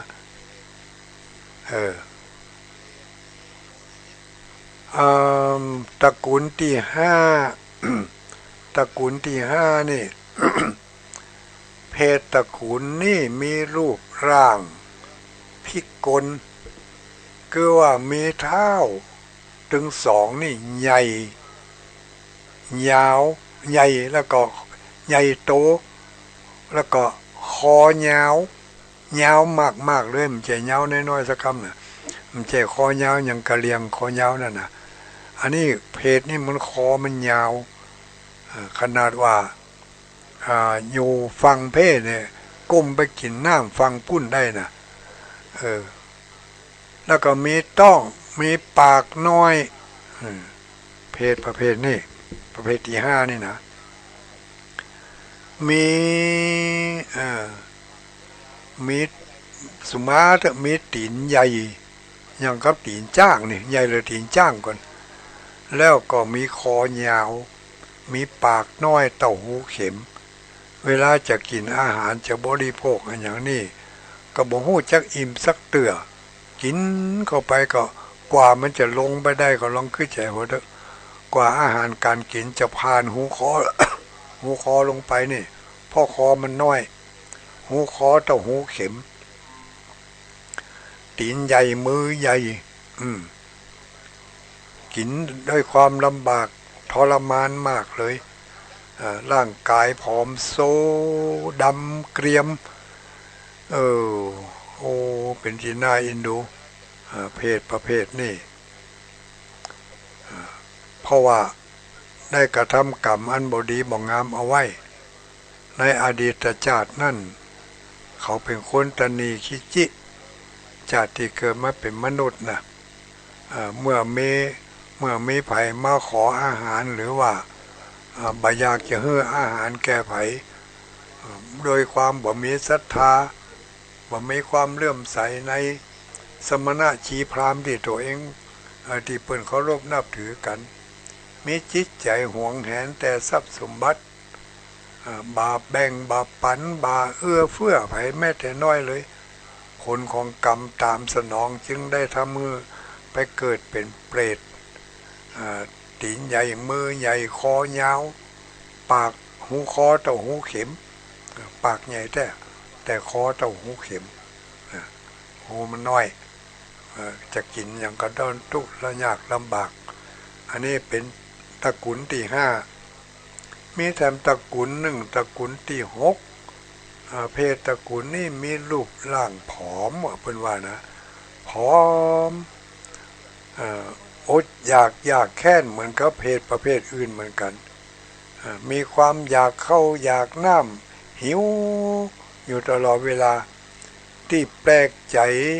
ออกไปอย่างหนึ่งนั่นก็คือว่าเพศเหล่านี้จะบรรยูกับตีจะเดินตระเวนไปเที่ยวเสาะขอกินของกินของทานของไปเลยเพื่อจะไปหาอาหารเมื่อเขาได้ไปหันใส่สระน้ำก็ดีไปหันใส่บ่อน้ำห้วยหนองคลองบึงอย่างก็ดีเขาก็จะดีอกดีใจว่าเขาจะได้กินละนะจะได้กินน้ำละเขาดีอกดีใจปากันตะลีตลาดแล้วก็ล่นไปหาหนองน้ำล่นไปหาบ่อน้ำนั่นแหล่งน้ำที่หันอยู่ตั้งหน้ามันลำมาหล่อนั่นน่ะใสวังอย่างนั้นล่นไปญาติโยมทั้งหลายพอไปถึงที่หันน้ำตะกี้นั่นน่ะเป็นแห้งเหือดไปแหมบ่มีน้ำสักหยดสักอย่างเป็นบ่อแห้งบ่อเป่าเป็นสระก็สระเป่าสระแห้งจะกินน้ำก็ตึงบ่ได้กินก็เปิ้นบ่มีน้ำกินบ่ได้เพราะว่าโดยวิบากกรรมที่ตัวเองได้กระทำอย่างใดอย่างหนึ่งในเมื่อเป็นมนุษย์ก็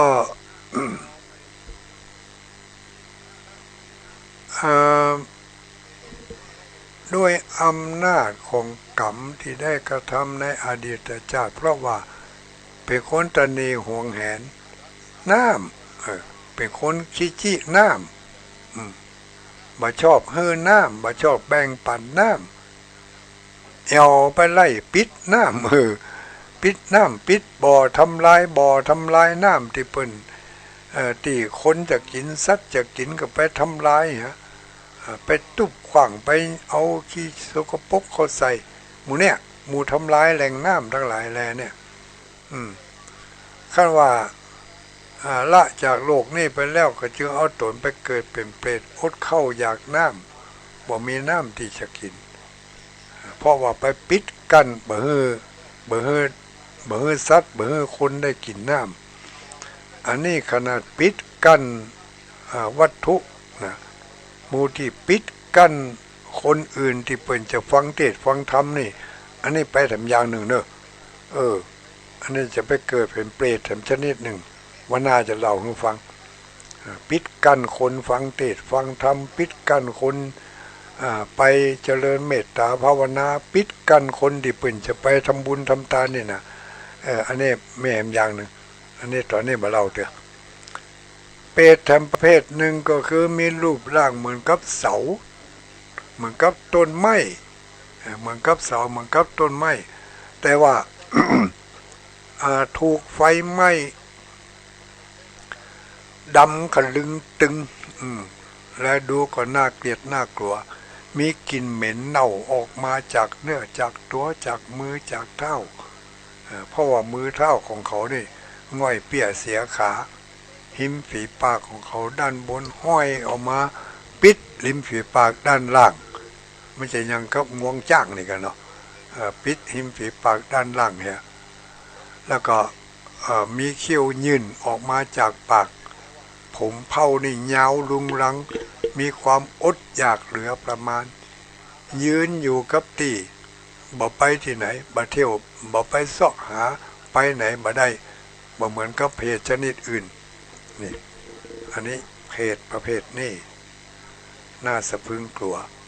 กรรมที่เขาได้กระทำนั่นพูดถึงบุพกรรมที่เขาได้กระทำก็คือเป็นคนใจหยาบใจบาปหยาบช้าหันสมณะชีพราหมณ์หันคนที่เปิ่นมีศีลมีธรรมเข้ามาในบ้านในจองก็โกรธโคตรเคือง โคตรเครื่องบ่พออกบ่พอใจหันคนมีศีลมีธรรมหันคนดิบคนดีเพิ่นเข้าบ้านเข้าจองมาไปหันใส่ที่ไหนก็แล้วแต่แม้แต่ไปอยู่ในที่ชุมชนถ้าไปหันคนประเภทนี้คนที่ฉลาดคนที่มีภูมิฐานสมณะชีพราหมณ์ก็ดีเข้ามาก็นึกบ่พออกบ่พอใจมีความเคืองอยู่ในจิตในใจอยู่ตลอดปานบ่พอแสดงกิริยาอาการเยาะเย้ยถากถางโดยประการต่างๆเป็นต้นว่าบิดหน้าหนีพ่องสะบึดสะบัดพ่องอย่างนี้นะเราเนี่ยพอตายไปแล้วก็ได้ไปเกิดเป็นเพศอย่างว่านะเป็นเพศเหมือนกับเป็นเพศรูปร่างสูงเหมือนกับเสาเหมือนกับต้นไม้ที่ถูกไฟไหม้ดำขลึงตึงมีกลิ่นออกจากเนื้อจากตัวจากปากจากมือเหม็นอยู่ตลอดเวลา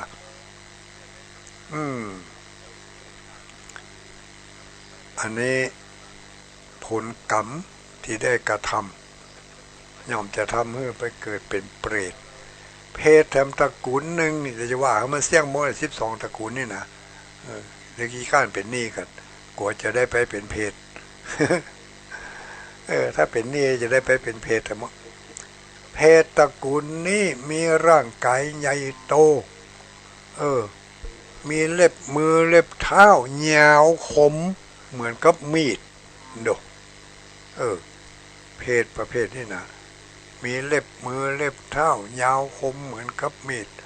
มีร่างกายอันใหญ่บึกบึนแต่ว่าเล็บตีนเล็บมือนั่นงออย่าโยมทั้งหลายงอแล้วก็เป็นเล็บตีนเล็บมือที่คมเหมือนกับคมมีดคมหอกคมดาบไม่ได้บอกว่านะเหมือนกับคมหอกคมดาบนะแล้วก็งอเข้าหาตัวอยู่ตลอดเวลาปักตัวปักตนแล้วเขาก็ใช้เล็บของเขาเนี่ยยิกตื้นผิวกายผิวตื้นแขนตื้นหน้าอกโดยเล็บอันคมกริบของเขาเนี่ยนะตื้นเนื้อตื้นตัวเขาเป็นแผลเวอะวะเมื่อได้จี้นจากการตื้นเลือดไหลออกมาแล้วตัวเองก็เอามากินจี้นตัวเก่าที่ตืดออกมาได้ก็เอามากินตืดออกมาได้ก็เอามากินบางคนอาจจะสงสัยเนาะว่ามันเป็นไปได้อย่างไรอันนี้จะเปรียบเทียบให้ฟังหน่อยน้อยๆว่าที่ตืดจิ้นตัวเก่าบ่ฮู้จักเก็บเนี่ยนะ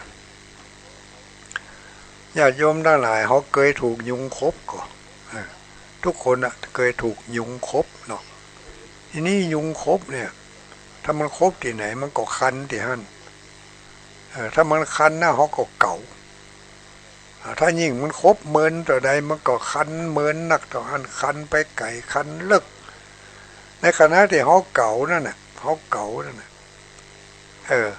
บางเตื้อถึงกับเลือดออกซิกเลยแต่เขาก็ยังเก่าอยู่เขาบ่รู้สึกว่าเจ็บ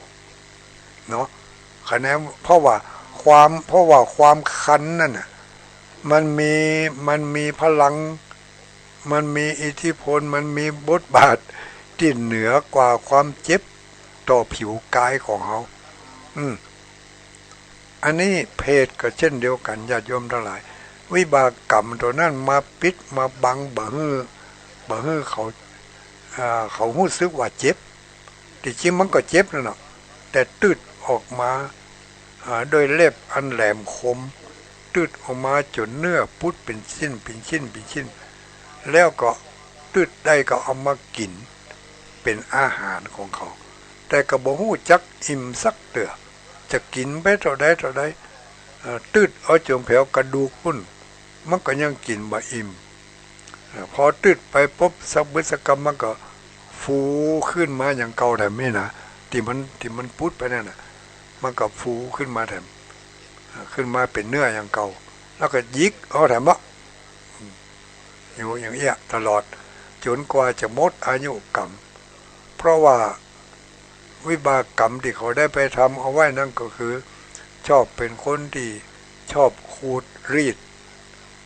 ชอบขูดรีดนาทาเร้นพี่น้องเจ้าบ้านชอบเอาเปรียบคนอื่นบอกว่าจะเวลาเนี่ยการเนี่ยงานบอกว่าจะเนี่ยอย่างก็แล้วแต่ถ้าดีๆมันเอาถ้าบ่ดีมันสร้างคนอื่นประเภทเนี้ยก็จึงเอาดีใส่ตัวเอาให้ใส่คนอื่นประเภทนี้จึงเกิดเป็นเปรต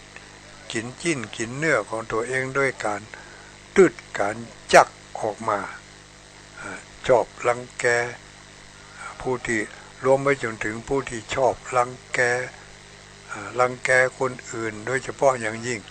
รังแกพ่อรังแกแม่บุบตีทุบตีพ่อแม่ให้ได้รับความเดือดร้อนบุบตีสมณะชีพราหมณ์ให้ได้รับความเดือดร้อนหมู่นี้ก็ตายไปก็จะได้ไปเกิดเป็นเปรตประเภทเนี่ยกินเนื้อกินหนังของตัวเองนี่ก็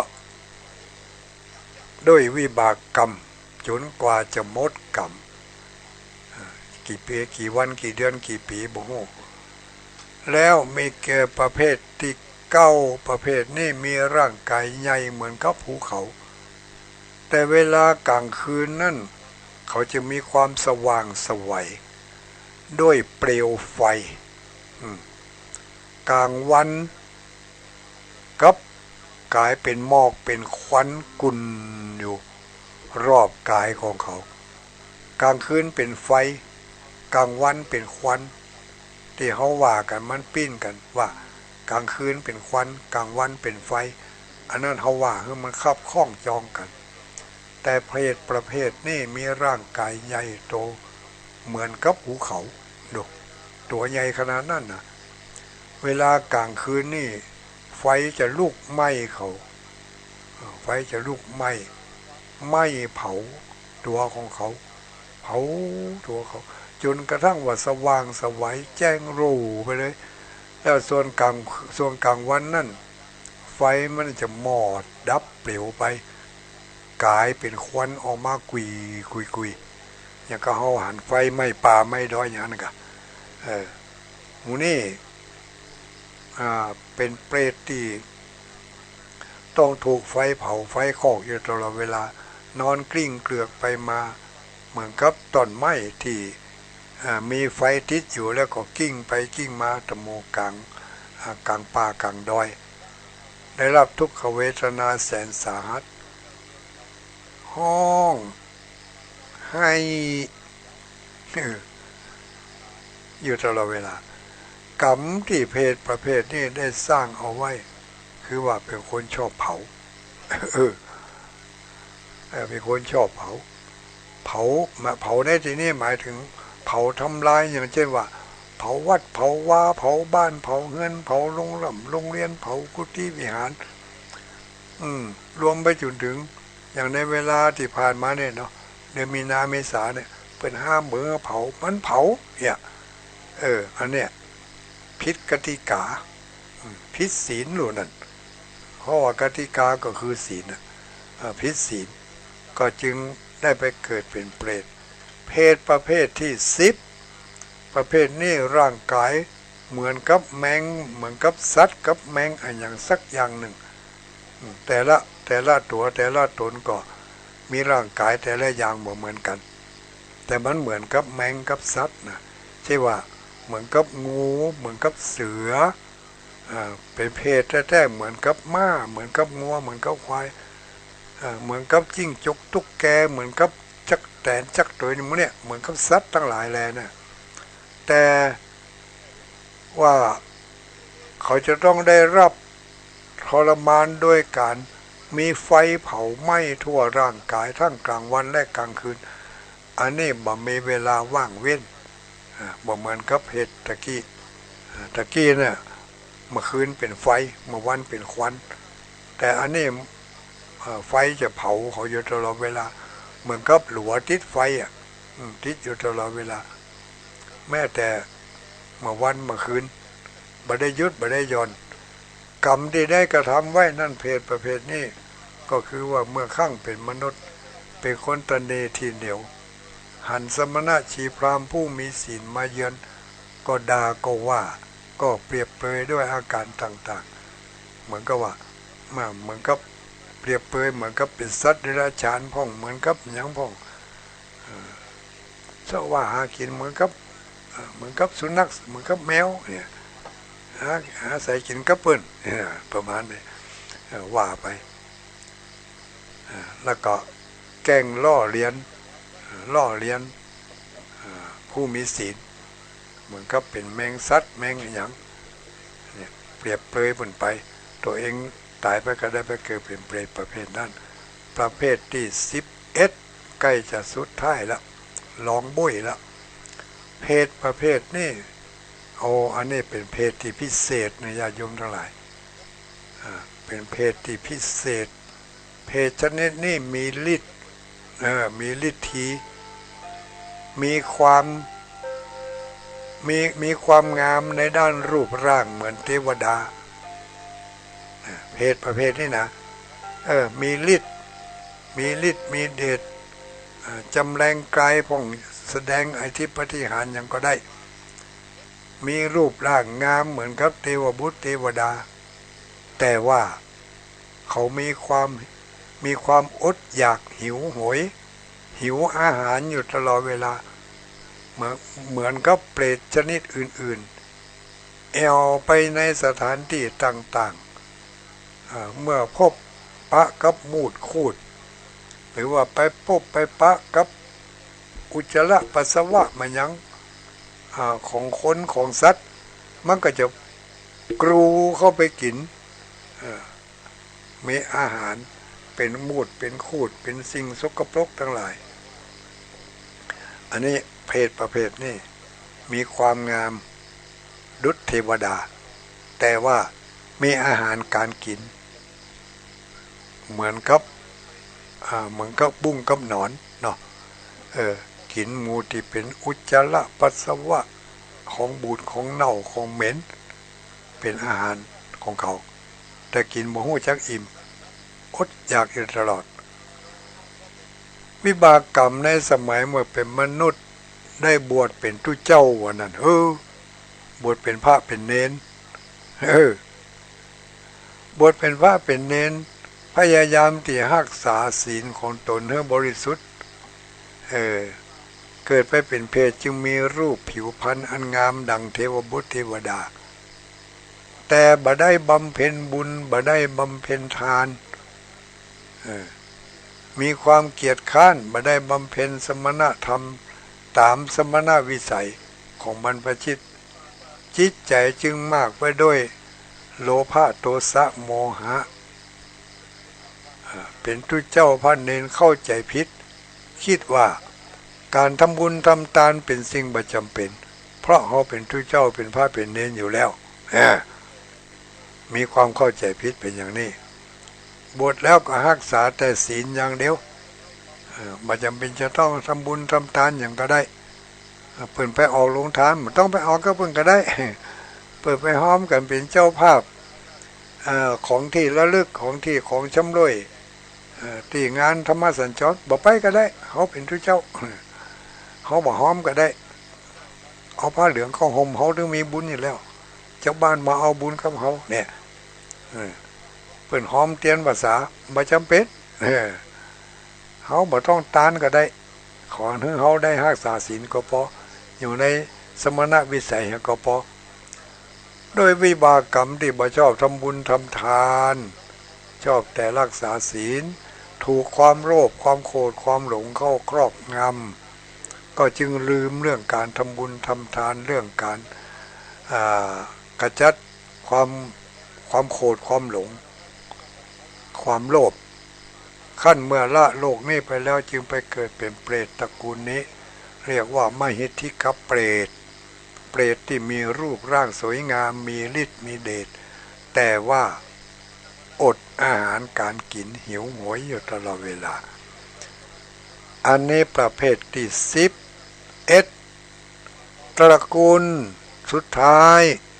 ท ที่เปิ้นว่าไว้มี12ตระกูลนี่นะและยังมีแถม21ตระกูลก็นะอันนั้นก็ว่ากันถ้ามีโอกาสเอา12ตระกูลนี่มันจบเนาะเปรตตระกูลสุดท้ายเปิ้นเรียกว่าเป็นเปรตตระกูลนี้มีทรัพย์สมบัติมีเงินมีทองมีวิมานอันเป็นทิพย์มีวิมานอันเป็นทิพย์บางตนได้เสวยความสุขราวกับเทวดาในเวลากลางวันส่วนเวลากลางคืนจะต้องออกไปเสวยทุกขเวทนาเกิดจากความตระหนี่ในทรัพย์สมบัติบางตนบางตัวได้รับการเสวยความสุขความสบายมีทรัพย์สมบัติเฉพาะในเวลากลางคืนส่วนกลางวันต้องไปเสวยทุกขเวทนา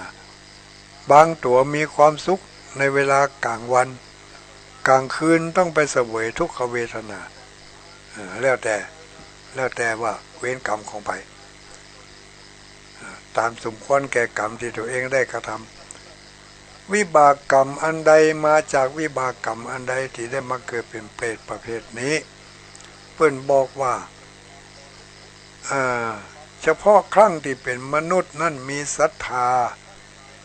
ทำบุญทำกุศลไว้มาก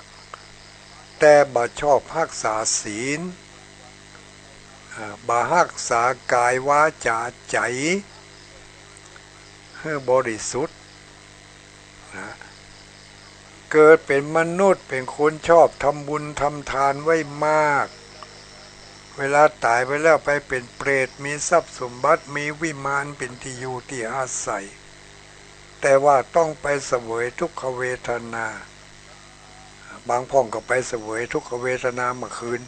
บางพ่องก็ไปเสวยทุกขเวทนาเมื่อวันเพราะเป็นมนุษย์นั่นได้ประมาทลาสามัวแต่ทำบุญทำกุศลบ่ได้รักษาศีลบ่ได้รักษากายวาจาให้เรียบร้อยอย่างบางคนนี่เป็นคนงามรูปร่างก็ดีผิวพรรณก็ดีเกิดในตระกูลก็ดีแต่ปากสวกนี่ปากเจ็บปากไหม้ไผ่อู้ตัวกรรมส่งกรรมตาน่ะต้องเพ่นหนีละอยู่เธอบ่ได้ละปากมันเจ็บล่ำไปเนี่ยลืมตัวลืมตนว่าที่ตัวเองเกิดมาเป็นคนดีคนงามเพราะตัวเองเคยรักษาศีลมาก่อนแต่ว่ามาถึงภพนี้จัดนี่โดยความโลภความโกรธความหลงเข้าครอบงำลืมตัวลืมตนความงามนั่นเป็นสิ่งที่ทำร้ายตัวเองไประวังไปเกิดเป็นเปรตเนอะหรือเป็นมนุษย์ในพระพุทธศาสนาได้รักษาศีลเพียงอย่างเดียวแล้วไม่มีศรัทธาในการสร้างบุญกุศลอย่างอื่น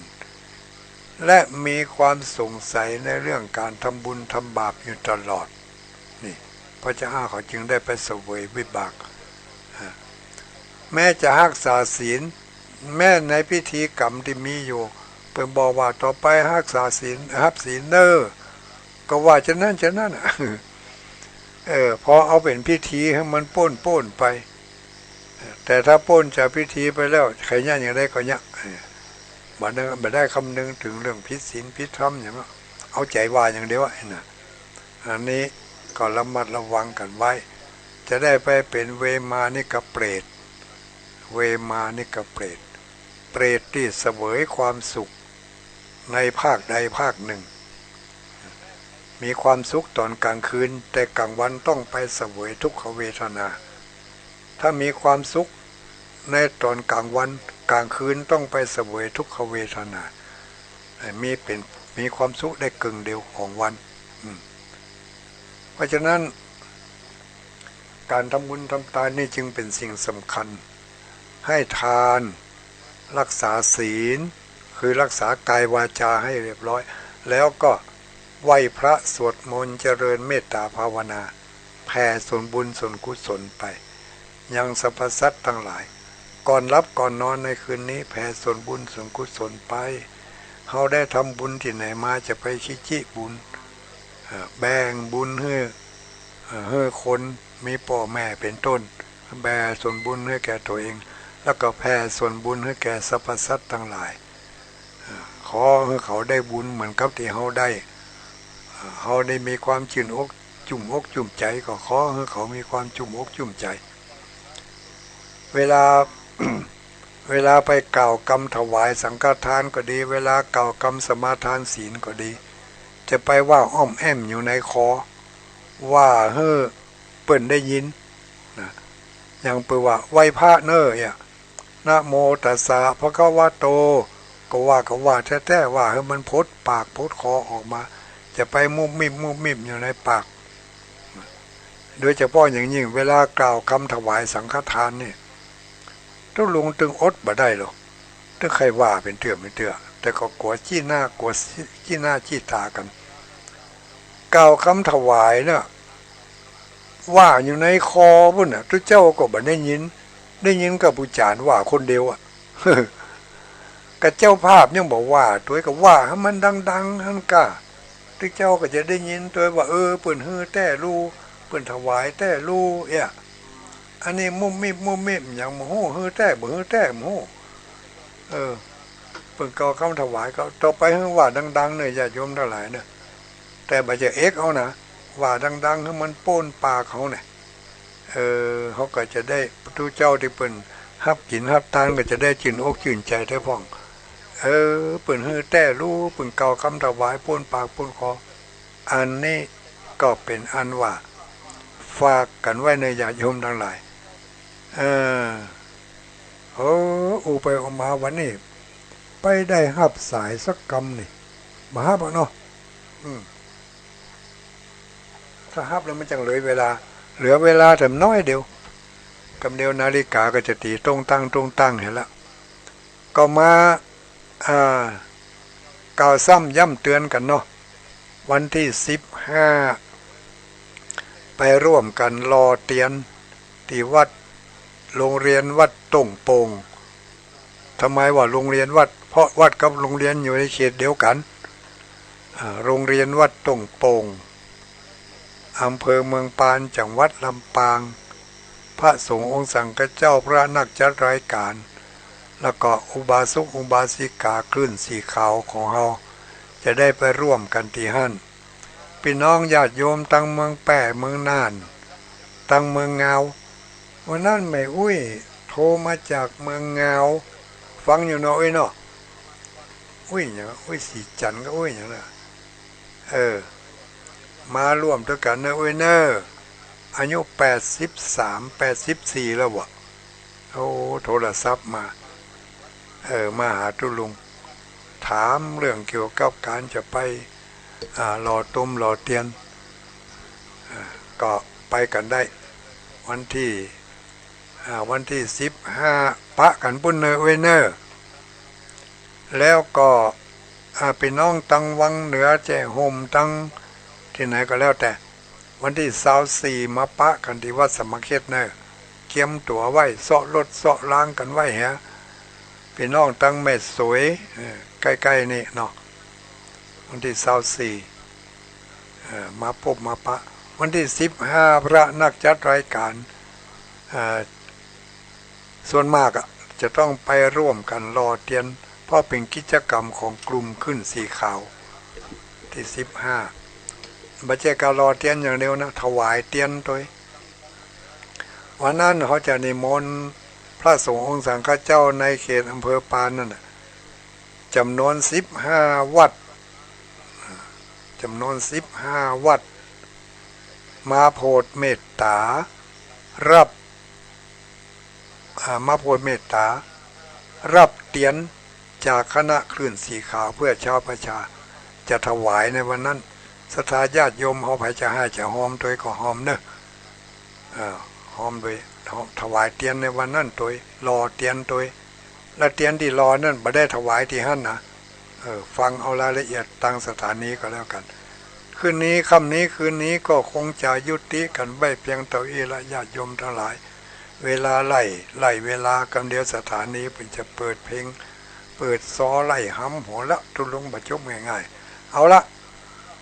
บุญใดกุศลใดที่ได้รักษาบำเพ็ญมาขอบุญนั้นกุศลนั้นปกปักรักษาให้ญาติโยมทั้งหลายมีความสุขกายสุขใจอายุวันโนสุขังพลังเหมือนกันกูคู่กูคนเนอจัตตาโลธรรมาวัฏันติอายุวันโนสุขังพลัง